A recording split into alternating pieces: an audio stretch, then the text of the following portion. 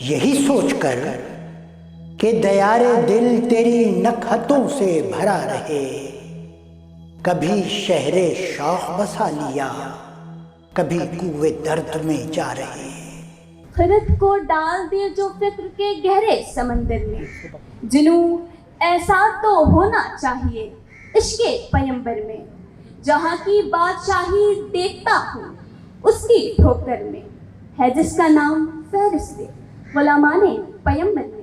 ان اشعار کے ساتھ ہم کل سن مقابلہ تقریر کی پہلی مقررہ ایمن فاطمہ کو دعوت دیں گے۔ ان کا موضوع تقریر ہے میرا پیمبر عظیم تر ہے۔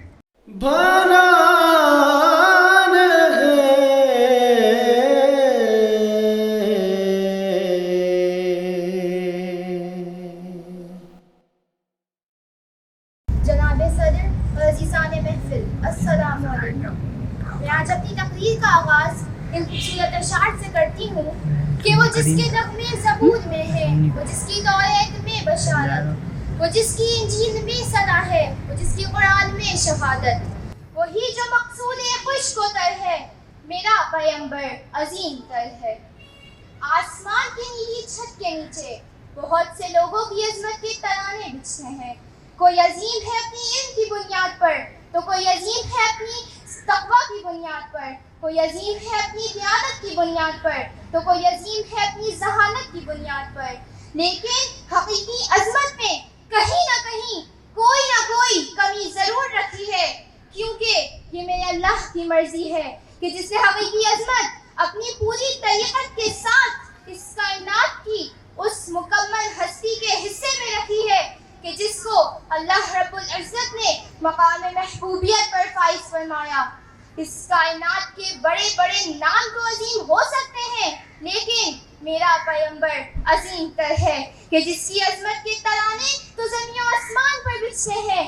وہ اپنی زندگی کے ایک ایک لمحے میں، اٹھنے میں، بیٹھنے میں، اخلاق میں، اطوار میں، دیانت میں، صداقت میں، عبادت میں، ریاست میں عظیم تر ہے، عظیم تر ہے، عظیم تر ہے۔ کلام خلاق ذات اس کی، جمال ہستی حیات اس کی، بشر نہیں وہ عظمت بشر ہے، میرا پیمبر عظیم تر ہے۔